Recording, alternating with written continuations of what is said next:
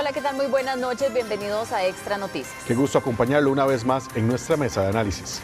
Vamos a iniciar con el detalle de las informaciones. La Municipalidad de Santa Ana decomisó bolis con licor que se vendían en las afueras de un centro educativo en ese cantón. Qué preocupante, Gaby, en el caso suyo, mío, que tenemos chicas en escuelas y colegios, esta situación porque evidentemente que este tipo de productos es ilegal en el país y aún así lamentablemente se venden por la libre en muchos negocios cerca de centros educativos.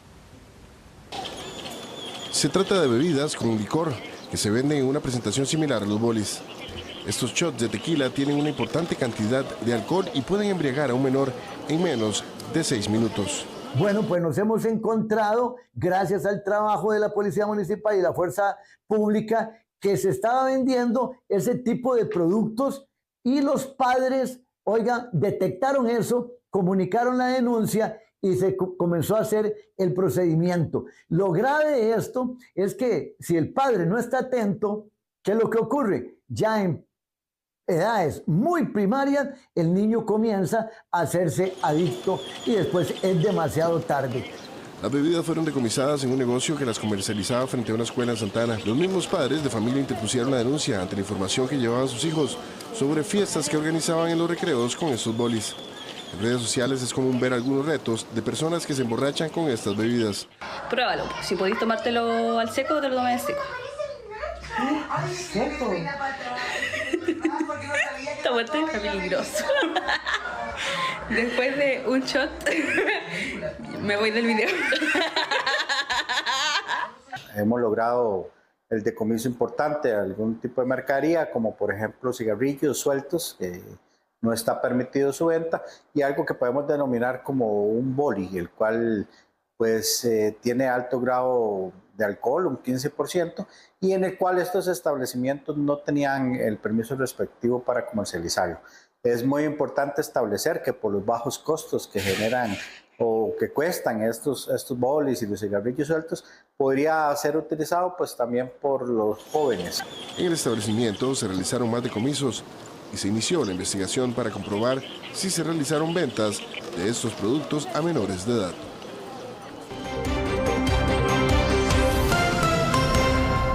Y esta tarde se aumentó la condena de cárcel para el bailarín acusado del asesinato y ataque sexual también a la doctora María Luisa Cedeño. Así es, nos vamos ahora hasta Punta Arenas con Cristian Fallas, quien nos tiene desde ahí todo el detalle de esta información. Cristian. Esta fue una apelación que se resolvió en una cuestión de 2 horas, un poco más, cuando la Fiscalía argumentó ante este nuevo tribunal en Punta Arenas acerca de que se debía imponer más pena a este bailarín de apellido Herrera Martínez. Efectivamente así ocurrió al finalizar la tarde, 89 años de cárcel. No solamente se aumentó un poco más por el homicidio, hay que recordar que en el primer juicio fueron 32 años y 18 por una de las violaciones sexuales, para un total de 50 años, sino que el día de hoy, además de esa agresión sexual, se sumaron efectivamente 2 más y por eso el aumento hasta los 89 años de cárcel, así resuelto por este tribunal penal de Punta Arenas, después de que la Fiscalía presentara la apelación ante un tribunal especializado de alzada que se ubica en la sede de San Ramón, y hoy se resolvió solo con la presencia de este bailarín porque en este caso fue el único condenado en su momento por el Tribunal de Juicio de Quepos. Hay que recordar que los otros coimputados esperan por el reenvío de otro debate, pero por aparte. La audiencia se agendó para la tarde de este jueves en los tribunales de Punta Arenas. Solo se requirió la presencia del bailarín de apellidos Herrera Martínez, por cuanto fue el único condenado de los 3 acusado del asesinato y ataque sexual a la doctora María Luisa Cedeño en el año 2020. La fiscal del caso, Gretel Rosales, tomó la palabra y explicó el por qué pretenden que se imponga una pena mayor, ya que un tribunal de apelación de San Ramón les dio la razón y no solo recalificó el homicidio de la doctora y la violación sexual, sino que se demostró que fueron 3 y no una sola agresión sexual en contra de la víctima. La representante del Ministerio Público insistió en la manera en que la doctora Cedeño nunca tuvo oportunidad de salvar su vida. El imputado, junto con al menos otro sujeto más, se aprovechan de la soledad del lugar, porque prácticamente el lugar estaba vacío. Se aprovechan de que la víctima no estaba armada de ninguna forma, de que la víctima no estaba acompañada por alguien que pudiera ayudarla.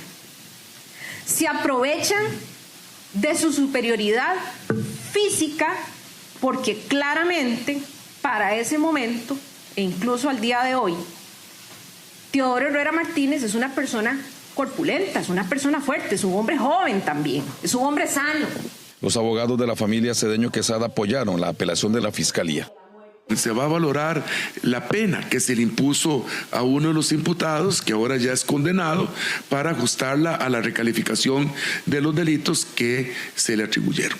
Se hizo una recalificación porque con mejor estudio de la cuestión se determinó que los delitos cometidos eran sumamente graves y que podían recibir la nueva calificación, lo cual se hace por decisión del tribunal. En el caso de los otros dos acusados por el atroz crimen, esperan por un nuevo juicio, aunque el exdueño del hotel, Harry Bodán, cuenta con orden de captura internacional según la Fiscalía.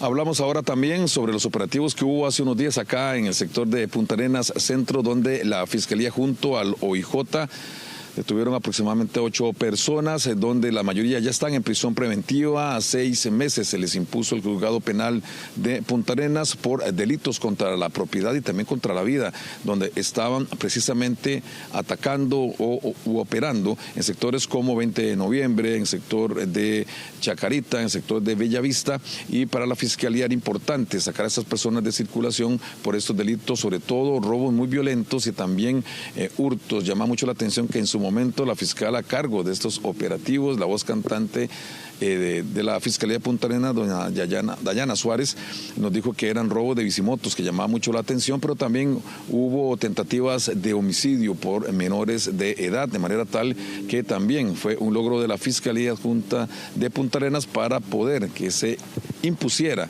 la prisión preventiva contra estas personas y contra otras 2 a quienes se les decomisó aproximadamente medio kilo de cocaína en las casas, se les puso medidas alternas. Vamos a escuchar a una de las representantes del Ministerio Público de acá de Punta Arenas.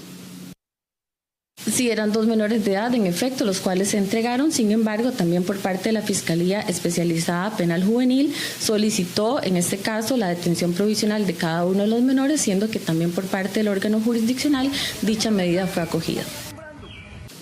Esta es la información que trasciende acá desde los tribunales puntarenenses. Vamos a estar atentos de cuándo ya se agende el nuevo juicio en contra de los otros coimputados en el caso de la doctora María Luisa Cedeño. Es el informe de Cristian Fallas Vidal, Extra Noticias. Muchas gracias, Cristian Fallas, por este amplio reporte desde Punta Arenas. Y en otras informaciones, la Policía de Control de Drogas detuvo a 6 personas que salían de un restaurante en un centro comercial con rumbo a sus vehículos la tarde de este jueves. Los aprehendidos rondan entre los 18 y 64 años, entre ellos 3 hombres y 3 mujeres, uno de ellos con expediente criminal. La Policía de Control de Drogas tenía tiempo siguiéndoles la pista y tras la detención solicitó la colaboración de otras policías. Se está a la espera de la apertura de los 2 vehículos en los que viajaban estos sujetos. Hemos recibido un amplio apoyo de parte de la administración de este centro comercial, valga decirlo.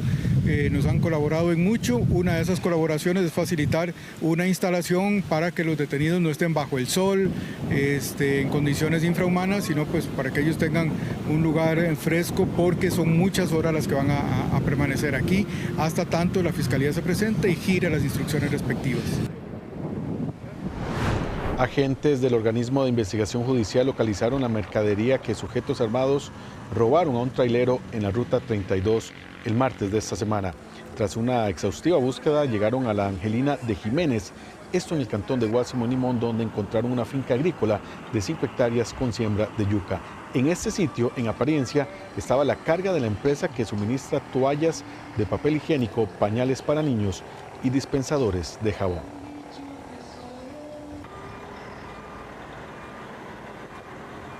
Lamentablemente, un pique de estos ilegales en una carretera en Cartago terminó con una lucha campal sobre el asfalto entre 2 conductores que chocaron y algunas de las personas que estaban observando esta carrera ilegal.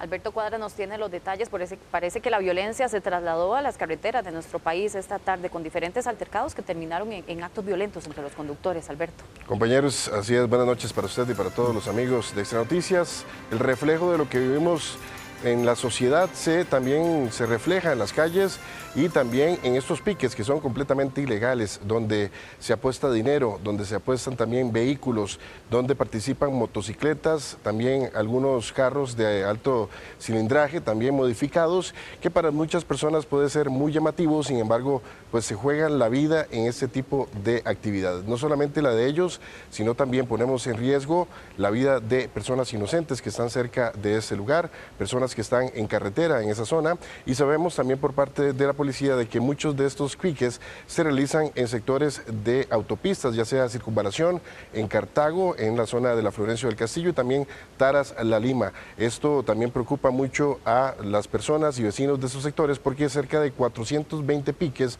son los que se registran cada mes en nuestro país. Veamos la siguiente información, compañeros. Como esto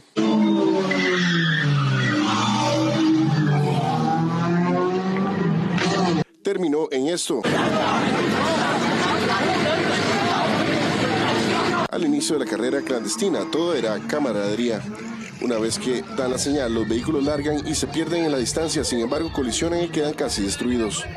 Luego del accidente comienzan las discusiones y una verdadera batalla campal.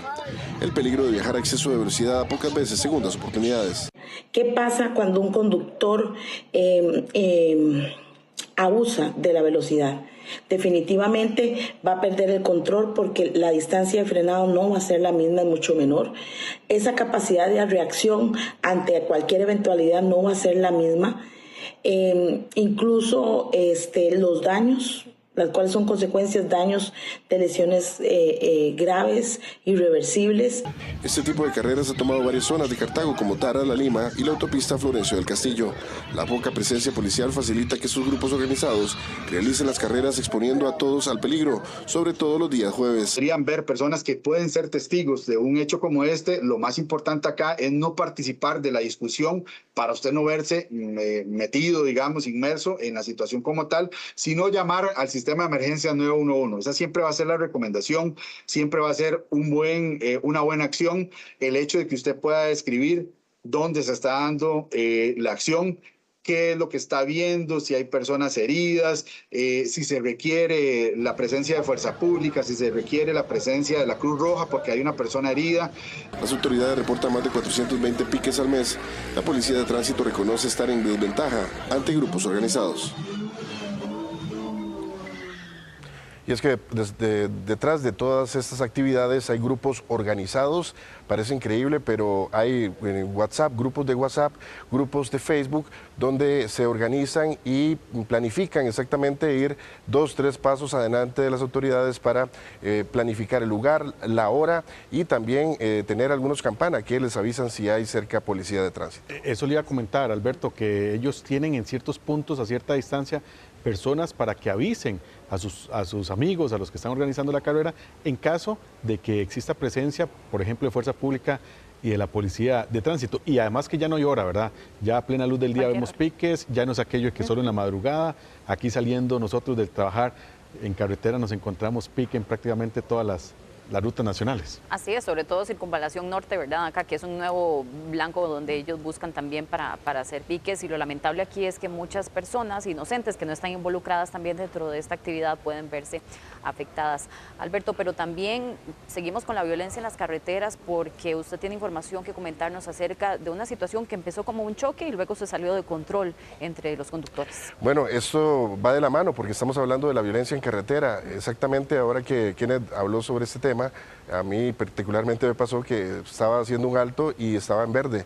En ese momento pasaron motocicletas, como 100 motocicletas, tuve que parar y darle espacio a ellos. O sea, ahí la ley de tránsito no existe, al igual que pasó con este nuevo caso que vamos a presentarles, donde una persona se exacerbó, se perdió la calma, de inmediato lo que se le ocurrió mejor que hacer fue sacar un bate de béisbol para ni siquiera defenderse, sino para pues destruir la unidad que estaba obstaculizando el autobús. Estamos hablando de que un chofer pues se baja de su autobús y la emprende con una grúa y le empieza a golpear, así que bueno, esto nos da también el reflejo de la violencia, porque esta otra persona que estaba dentro de la grúa igualmente podía haber escalado la situación si saca pues algún tipo de arma, ya sea arma blanca, arma contundente o ya sea arma de fuego que hemos visto en otras ocasiones. Así que vamos a la siguiente información sobre este nuevo caso de violencia en las calles.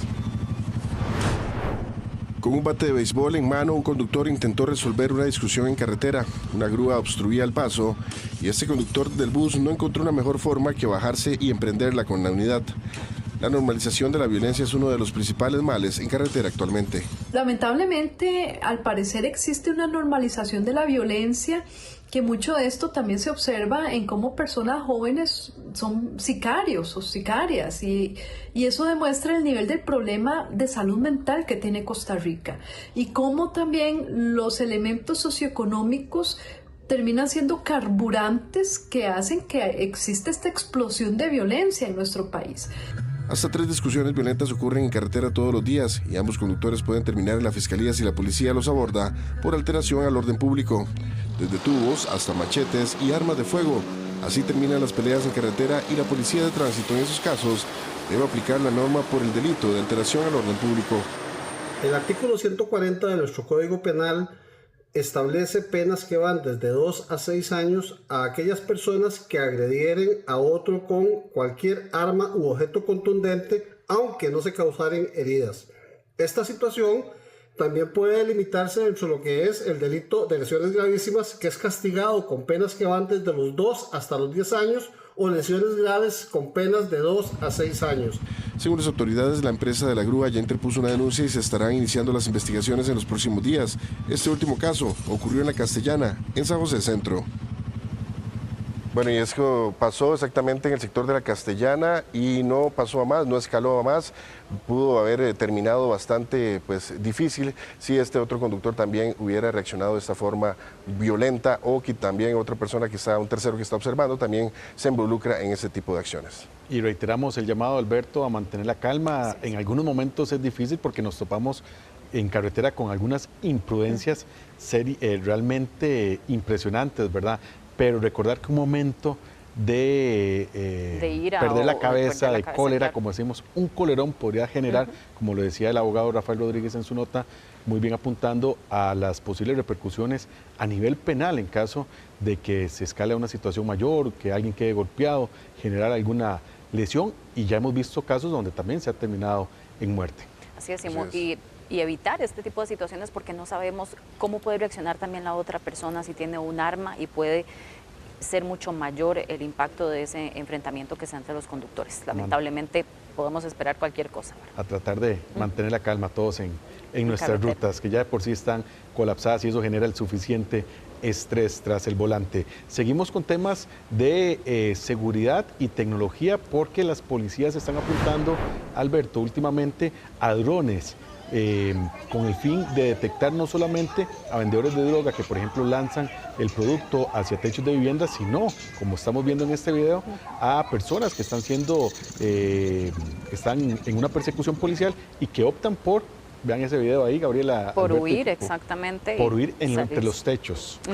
Bueno, esta situación se vivió el día de ayer en el sector del 15 de septiembre en San José, una zona muy conocida por la venta de droga, también por la venta de artículos robados, y es donde ingresa la policía con fuerza, llega usualmente con unas 4 o 5 patrullas, llegan con más de 10 efectivos y los techos de las casas se han convertido en el refugio perfecto para muchos de los delincuentes que tratan de evadir la autoridad y también de evadir lo que sería algún tipo de evidencia. Es por eso que la policía está utilizando ahora la tecnología y también está implementando lo que sería el curso para drones en la Escuela Nacional de Policía. Muy importante porque ya se ha visto por lo menos en unas 3 ocasiones donde el equipo de drones o pilotos de drones de la Fuerza Pública ha logrado divisar no solamente ese tipo de hechos, sino también en las fronteras se ha logrado divisar el paso de personas indocumentadas y también también en lugares pues, de difícil acceso se utiliza el dron con pues, detección térmica para buscar personas que estén perdidas, sobre todo en las unidades de montaña. Así que no solamente esto, porque bueno, vemos el video donde esta persona trata de evadir lo que sería la policía mediante los techos, inclusive le gritan y le indican que se detenga, pero bueno, obviamente conocen muy bien la zona, es parte también del territorio de los delincuentes y narcos que actualmente pues se la juegan de cualquier manera y también tratan de evadir lo que sería el arresto de esta forma. Veamos lo que dice un jefe de policía con respecto a una de las últimas intervenciones que se realizó con estos drones que se está utilizando la policía.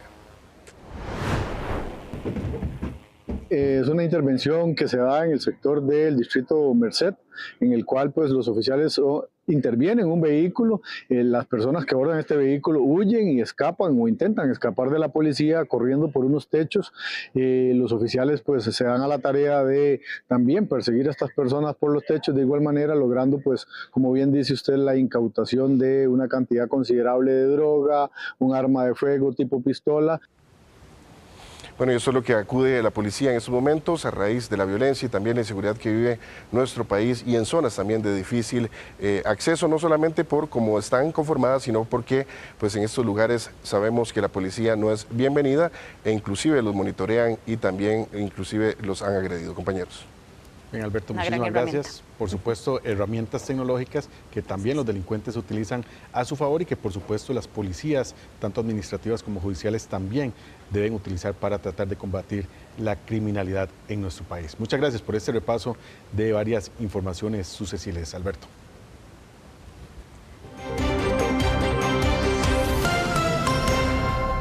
Y para el 2028, Copesa deberá estar instalada en el sector suroeste de la terminal del aeropuerto Juan Santamaría. El monto que debe pagar el Estado por este traslado ya está definido y es de aproximadamente 52 millones de dólares, equivalente a 26.000 millones de colones. Para expandir la terminal del aeropuerto Juan Santamaría al oeste, siempre se ha hablado de que Copesa debería pasarse de ubicación. Actualmente es una obligación de la Dirección General de Aviación Civil moverlo contractualmente, ¿verdad? El contrato o el compromiso es mover, si mal no recuerdo, 2 hangares y ya luego Copesa se encarga de mover todo lo demás. Y esto cada vez está más cerca de hacerse realidad. Ese taller de conversión de aviones pronto estará moviéndose y ya Aviación Civil da un plazo concreto. Para hacer el movimiento Copesa a más tardar en el 2028 aproximadamente, 2027-2028. Para eso se deben de tener 52 millones de dólares, los cuales hay varios planes para financiarse. Y el compromiso de este gobierno es moverlos y, como te digo, a través de Aeris se le pidió a Aeris que nos presentara al menos 2 modelos financieros para ver cómo podemos captar recursos y poder cumplir con nuestra parte. Una vez pasado Copesa, la terminal podrá tener más gates y salas para pasajeros. Pues ya una vez que eso se haya finiquitado, tendríamos, o bueno, el gestor interesado tendría el espacio para poder materializar la expansión de más salas de abordaje, más puentes y eventualmente incluso la misma rampa remota. Para el 2042 se presupuesta que el aeropuerto Juan Santamaría reciba 10 millones de pasajeros por año. Estamos a menos de un mes de que inicie la Semana Santa, una de las épocas del año en la que más costarricenses aprovechan para viajar fuera del país. Ante eso, Correos de Costa Rica hace un llamado a quienes planean salir de suelo nacional para que primero revisen y validen la fecha de vencimiento de sus pasaportes. En caso de que ya hayan vencido, por ejemplo, la entidad recuerda que cuenta con más de 25 ventanillas electrónicas de servicio donde se pueden realizar estos trámites para ya sea renovar el documento o sacarlo por primera vez. Según la Dirección General de Migración y Extranjería, el año pasado casi 50.000 ticos pasearon en el extranjero entre sábado previo al Domingo de Ramos y el Domingo de Resurrección. Tenemos espacios disponibles para los próximos días en nuestros puntos de atención. Pueden agendar su cita a través de nuestra sucursal virtual. El trámite es sumamente rápido y sencillo y en menos de 2 semanas podrás tener tu pasaporte en mano. Muy importante, revisen nuestra página web todos los requisitos que deben presentar y pagos que deben realizar para asegurar una gestión con éxito. Y los planes reguladores de las municipalidades tendrán algunos cambios. Ahora tienen que incluir una variable ambiental tras un decreto publicado este jueves en la Gaceta. Eso significa, Gabriela, que cada plan de estos que emite cada ayuntamiento tiene que incluir y especificar las zonas de recarga acuífera, presencia de fauna silvestre e incluso los puntos de peligro para inundaciones. Los planes reguladores son herramientas de ordenamiento territorial para las municipalidades que deben contemplar cuáles zonas son para construcción, para cultivos, para conservación, entre otros. Sin embargo, recientemente un decreto ejecutivo estableció que estos insumos deberán contar con una variable ambiental que delimite, por ejemplo, zonas de recarga acuífera, corredores biológicos, entre otros factores. La variable ambiental es fundamental, ¿verdad? El ordenamiento territorial no puede estar sin que el tema ambiental se visibilice dentro de toda la metodología, de tal forma de que nos aseguramos pues, que todos los lineamientos establecidos en el plan de ordenamiento territorial sea coherente con las condiciones ambientales del territorio. Esta reforma fue publicada en la Gaceta e implicará que ahora los gobiernos locales deberán indicar con sustento técnico aquellas zonas de alto valor ambiental, lo cual según el MINAE promueve incluso una mejor zonificación de áreas de alto riesgo de electrificación para la fauna silvestre. Le da un empoderamiento particular al desarrollador, al especialista, al consultor, para que el MINAE de una manera efectiva pueda hacer fiscalización como lo demanda la ley. Según información de los últimos años por parte de la Secretaría Técnica Ambiental, de las 84 municipalidades del país, solo 41 de ellas contaban con un plan regulador y únicamente 5 con alguna viabilidad ambiental de Setena, por lo que consideran ahora con esta medida existirá una mejor regulación de la obligatoriedad de incorporar variables ambientales a la hora de planificar los territorios. Y la propuesta de administrar el ROP, hablamos del régimen obligatorio de pensiones que conocemos como el ROP, en un modelo de fondos generacionales que entraría a regir a partir del 1 de abril, tendrá que esperar al menos un año. Y así fue como lo acordó el CONACYT este jueves y con el objetivo de realizar algunos estudios complementarios para poder implementar este cambio. Gustavo Castro nos tiene el detalle de esta información. Para iniciar vamos a contextualizar en cuanto exactamente qué entendemos por ROP. De eso tan polémico de lo que en muchas ocasiones se ha hablado, y es que precisamente estas tres letras lo que encierran es el régimen obligatorio de pensiones, una especie de ahorro que complementa la pensión y, como su palabra también lo indica, es obligatorio, se rebaja mes a mes de parte del salario de los trabajadores y se acumula, se entrega, que es otro de los temas polémicos, en tractos una vez que la persona se retira, es decir, que se pensiona. Pero particularmente la polémica en este caso se refiere a la manera de administrar estos fondos que pertenecen a los trabajadores costarricenses. Y es que el fondo que se ha propuesto y que entraría en vigencia a partir del próximo 1 de abril se pospuso porque al parecer no se ha analizado con claridad y con amplitud si tiene riesgos a nivel económico y a nivel legal. El Consejo Nacional de Supervisión del Sistema Financiero CONACYT acordó este jueves por mayoría postergar la entrada en vigencia de la reforma denominada Fondos Generacionales. La prórroga es por un plazo de 12 meses. La decisión se sustentó en la necesidad de realizar estudios complementarios en áreas tales como tasas de reemplazo, límites de inversión y un análisis del impacto de la reforma. Lo anterior con miras a evaluar la introducción de cambios en la regulación que sean pertinentes para cumplir con los objetivos de esta. Eso sí, el CONACYT fue tajante al informar que mantiene su postura de apoyo a la reforma. Nos lleva a la reflexión de que el país debe prepararse mejor para este tipo de cambios sustantivos o estructurales, que si no se hacen con el rigor técnico requerido, pueden traer consecuencias nefastas para la economía en general y para las personas más vulnerables. La mañana de este jueves existía temor entre trabajadores, miedo a quedarse sin el ROP.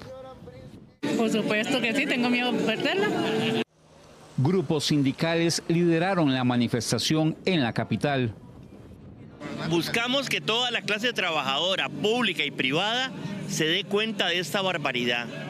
La platita del ROP, el futuro de la platita del ROP de toda la clase trabajadora del país está en grave riesgo. Van a tomar medidas muy aventureras, con inversiones riesgosas en medio de una gran oscuridad y además en la ilegalidad. De que la aplicación de esta reforma no es sustentada con los criterios legales y técnicos que se requieren, y hay una gran preocupación de cómo van a ser utilizados en la bolsa de inversión los fondos del ROP. Los manifestantes argumentan que realizar cambios sin estudios ni análisis despierta temor. Que nos oponemos absolutamente a que nuestra pensión complementaria se divida en subgrupos, sin ningún estudio previo, sin análisis del qué va a pasar con los dineros de todos los trabajadores. Además, alegan poca información sobre la propuesta de fondos generacionales. Mi problema es que desde hace muchos años se viene jugando con los dineros de los trabajadores. Y últimamente se han estado tomando medidas que son totalmente arbitrarias porque no se le han consultado a los dueños de ese dinero. Los dueños de ese dinero es usted, yo y todos los costarricenses, somos los dueños de ese dinero. La implementación de la reforma estaba prevista para el 1 de abril de este año. ¿Y cuáles son esos denominados fondos generacionales propuestos? Vamos a verlos de inmediato para repasar de acuerdo a las edades. El fondo A es para mayores de 55 años, es decir, quienes nacieron entre 1969 e incluso antes. El B, entre 45 y 54 años de edad actualmente, nacidos entre 1970 y 1979, para que usted ubique el grupo en el que eventualmente estaría ubicado. El fondo C, entre 35 y 44 años, nacidos entre 1980 y 1989, y finalmente el fondo de menores de 34 años, nacidos de 1990 en adelante. Ahora bien, ¿cómo es que proponen que funcionen esos fondos? El economista Luis Paulino Vargas nos explica. Las inversiones serían más, digámoslo así, más especulativas, más riesgosas cuando las personas son jóvenes y más conservadoras cuando las personas ya son mayores. La idea de esto es presuntamente garantizar mayor estabilidad en los rendimientos para las personas mayores que ya están próximas a pensionarse o ya se pensionaron, y tratar de obtener rendimientos más altos en el caso de las personas jóvenes, solo que sujeto a una mayor inestabilidad.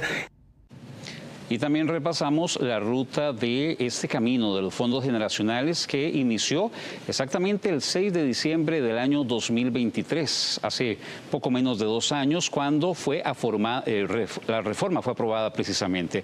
Ahora de acá nos movemos hasta el día de hoy, marzo 20 de 2025, cuando se posterga la entrada en vigencia por al menos 12 meses. Y estos términos o estas cifras es la votación del día de hoy: 5 votos a favor para que se postergue, precisamente como quedó en firme durante un año, y 3 votos en contra.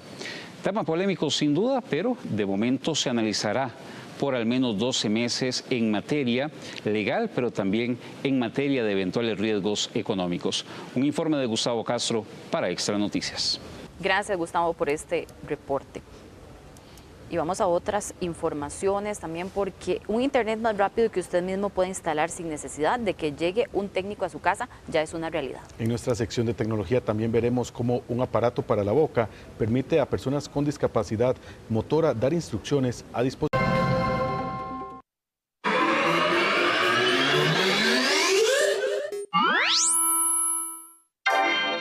Si usted juega videojuegos en línea, hace videollamadas, trabaja con descargas de archivos pesados o simplemente busca una conexión sin interrupciones, ahora tiene una nueva opción con el Internet 5G.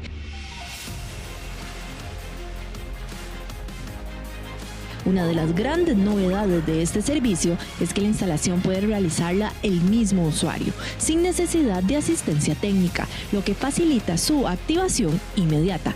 Además, el Internet 5G ofrece altas velocidades y estabilidad sin requerir fibra óptica o cables, permitiendo la conexión de varios dispositivos a la vez. El Internet 5G de Raxa ya está disponible en agencias y tiendas Colby y puede solicitarse llamando al 1193 o escribiendo al WhatsApp 8550-5550. Para clientes empresariales está disponible la línea 800 Empresa, 836-73-772. Para Colby es un orgullo ya poner a disposición de toda la población los nuevos planes 5G inalámbrico de hogar.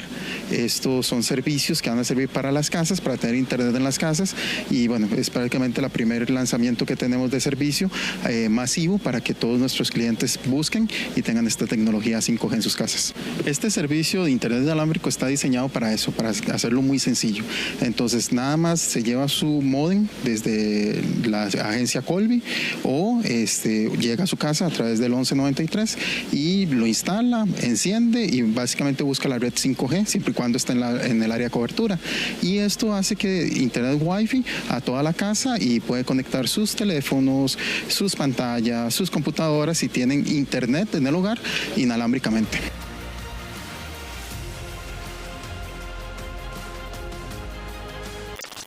Google ha anunciado la integración del ID Mode en su motor de búsqueda, una función impulsada por el modelo de inteligencia artificial Gemini 2.0, que promete transformar la experiencia de búsqueda en línea. Este modo permite a los usuarios realizar consultas más complejas y obtener respuestas detalladas y precisas, superando las capacidades de las búsquedas tradicionales. Actualmente, el ID Mode se encuentra en fase de prueba y está disponible para un número limitado de usuarios en Estados Unidos. La empresa Augmental ha lanzado el MoPad, un innovador dispositivo que se coloca en el paladar y permite controlar dispositivos electrónicos mediante movimientos de la lengua. Este touchpad bucal, personalizable y discreto, utiliza sensores de movimiento y conectividad Bluetooth para ofrecer una experiencia hand-free. Especialmente beneficiosa para personas con discapacidad motora, el MoPad se conecta fácilmente a cualquier dispositivo compatible y garantiza hasta 8 horas de uso continuo sin molestias. Actualmente está disponible en Estados Unidos a través de una lista de espera en el sitio oficial de Augmental, con un precio aproximado de $400.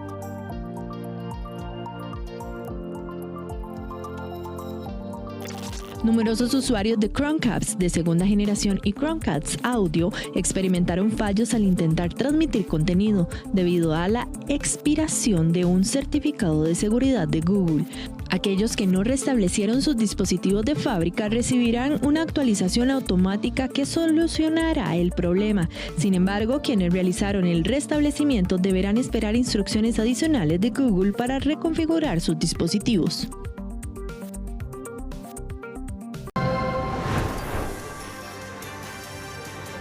Y al volver de la pausa, el Tribunal Supremo de Elecciones ordena abrir una nueva investigación contra el presidente Rodrigo Chávez por aparente beligerancia política. Todos los detalles al volver de la pausa.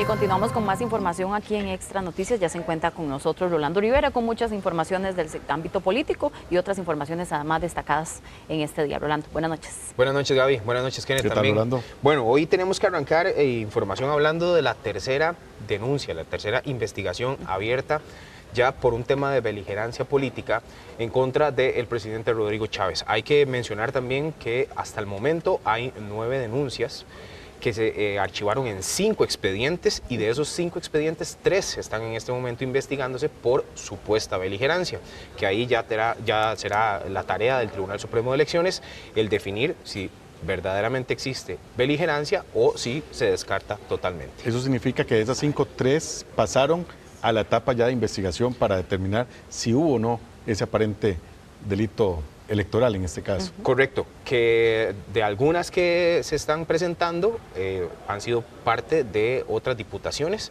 pero esta última es curioso que se presenta por el uso de la imagen del jaguar. El famoso jaguar, el famoso jaguar. ¿Cuál tanto hace alusión el presidente? Y que hay un partido político que en este momento se está inscribiendo que tendría esa divisa, así se conoce, como la imagen, ¿verdad? No es el mismo que estábamos hablando anoche, acá en esta misma mesa, ¿no? Bueno, habría que esperarlo, a ver. Vamos a ver la información que preparamos. El Tribunal Supremo de Elecciones explicó este jueves en un comunicado que la sección especializada trasladó varias denuncias de ciudadanos a la inspección electoral de la entidad, lo que se considera una orden para que se abra la investigación preliminar por beligerancia política contra el presidente de la República. El Tribunal Supremo de Elecciones ha recibido 9 denuncias contra el señor presidente de la República en el marco del proceso electoral 2026. Esas 9 denuncias están distribuidas en 5 expedientes distintos.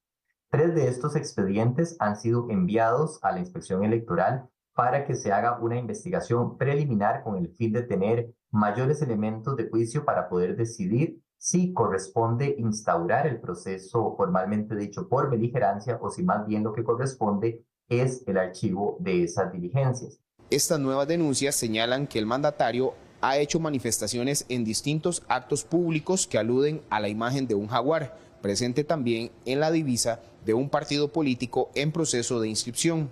Sí, efectivamente se abre esta nueva causa ante el presidente por el asunto del jaguar, en donde hay un partido que se llama Motiva, que también usa ese mismo distintivo, lo que es muy coincidente con el distintivo, el PIN, que andan no solamente el presidente de la República, sino todos sus ministros, no solamente los ministros, sino los influencers, los cuales también les dio ese PIN de jaguar para, por decirlo, básicamente lo que él quiere que digan estos influencers. Entonces, yo sí creo que hay suficiente justificación para este delito de beligerancia, porque él, como presidente de la República, al igual que sus ministros, no deberían estar realizando ninguna acción o manifestación pública en donde se aconseje al electorado votar o no por alguna tendencia. Y él, en este momento, lo que está haciendo es instruyendo al pueblo costarricense para que se vote por la tendencia del jaguar. Las otras 2 investigaciones por beligerancia política contra el mandatario fueron ordenadas el 6 y el 14 de marzo, a raíz de denuncias de ciudadanos. Se ha enviado también a hacer pesquisas preliminares un expediente en el que se acumulan 2 denuncias que tienen que ver con la supuesta línea discursiva para invocar el jaguar como un elemento que finalmente se supone como propaganda política, en virtud de que hay una agrupación en proceso de inscripción que tiene dentro de su divisa, particularmente en su emblema, esta figura. La ley costarricense indica que el Tribunal Supremo de Elecciones podrá ordenar la destitución e imponer inhabilitación para ejercer cargos públicos por un periodo de 2 a 4 años a los funcionarios cuando sus actos contravengan las prohibiciones. Bueno, y habrá que esperar a ver cuáles son los resultados de estas investigaciones que está realizando el Tribunal Supremo de Elecciones, porque también, como lo comentábamos acá, el tema de beligerancia es algo que está sin demarcarse bien la cancha, por decirlo de manera popular. Hay muchos portillos, hay está poco explícito el tema de lo que consiste como tal el tema de la beligerancia. Y pocas veces recuerdo yo, previo a un proceso electoral, estamos a 10 meses prácticamente las elecciones, de que un presidente tenga 3 investigaciones abiertas por supuesta beligerancia política, ¿verdad? En las recientes elecciones, en las últimas, no recuerdo una cifra a ese nivel, ¿verdad? Correcto. Hay que esperar, como decimos, a estas investigaciones del Tribunal Supremo de Elecciones, a ver si llegan hasta algún punto específico. Partido político Motiva, así se llama el partido político al que hace alusión. Jaguar. ¿Del jaguar? Ese es el que menciona doña Johanna Obando, ¿verdad? La diputada independiente ahora, ex PLP, pero bueno, pues el partido se supone está en una etapa de inscripción. Ya debería estar inscrito, pero ahora hay que ver si el partido como tal es de donde va a estar participando el chavismo. Y tenemos ahora información de otro precandidato, de un precandidato presidencial, más bien Gilbert Jiménez, quien tuvo hoy la información acerca de una resolución de un caso que se investigaba. Sí, fue una discusión que al final terminó incluso en una agresión por parte de un ex regidor de la Municipalidad de Desamparados. Esto fue en el 2023, en el momento en el que el hoy diputado de la República, Gilbert Jiménez, y además precandidato al Partido de Liberación Nacional, bueno, pues vivió esta agresión y, como lo decía también su abogado, el tema es no permitir que esto se repita, porque si bien es cierto, es una figura pública, es un diputado de la República que merece el respeto y este tipo de cosas no deberían ocurrir. Pero vamos a escuchar específicamente cuáles fueron las palabras y declaraciones luego de esta resolución del Tribunal de Desamparados, en donde impuso 1 año de prisión al agresor de Gilbert Jiménez. A criterio nuestro, la agresión como tal es muy reprochable, tomando en consideración el por qué se da este evento. Estamos en presencia de un diputado de la República y una persona que merece respeto. Esta es la justificación que el abogado defensor de Gilbert Jiménez argumentó para estar satisfechos con la pena impuesta a Luis Carlos Núñez, exregidor de la Municipalidad de Desamparados, quien fue condenado a 1 año de prisión por agredir al también precandidato presidencial del Partido Liberación Nacional. La jueza del Tribunal Penal de Desamparados, Ana Patricia Mora, confirmó que el imputado era responsable de cometer el delito.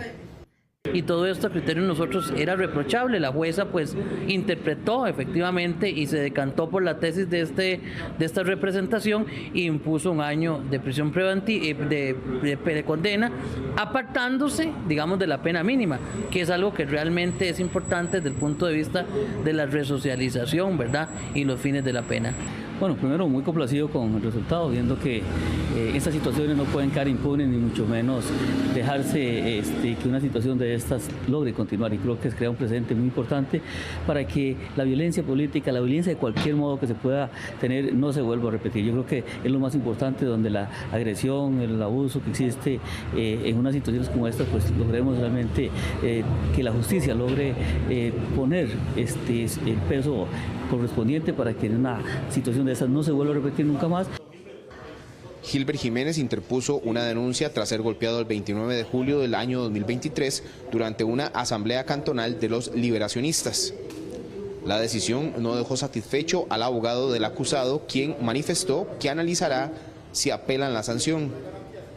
Sumado a eso, estamos disconformes con muchos elementos de la sentencia, sumado al tema de que la sentencia todavía no está integral, lo que está apenas es un pequeño análisis de la sentencia. Una vez que se nos notifique, entonces haremos las valoraciones necesarias para presentar los respectivos recursos de apelación. El imputado sostuvo que respondió a un golpe que le dio el legislador, luego de un incidente que ambos tuvieron en los baños del centro educativo.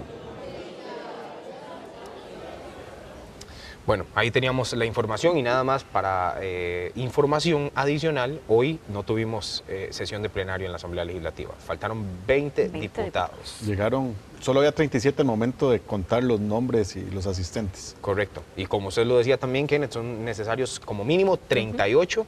Y hoy, bueno, pues la agenda completa que estaba pactada para hoy tendrá que pasar ahora hasta el próximo lunes. Curioso, una ausencia, 20 diputados ausentes. Sí, según argumentaron algunos, los jueves es un día muy ocupado con muchas comisiones y que esto impidió la llegada de varios, pero bueno, pues se supone que debería estar agendado el que no vayan a chocar las comisiones con el plenario.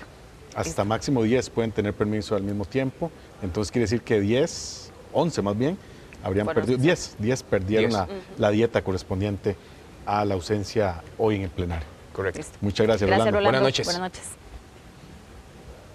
Bien, nos mantenemos en la Asamblea Legislativa porque lo que sí avanza es un proyecto de ley y el trámite para agilizar el secreto bancario en caso de investigaciones penales. El objetivo de esta iniciativa es establecer un plazo de 10 días naturales máximo para que el juez ejecute la orden.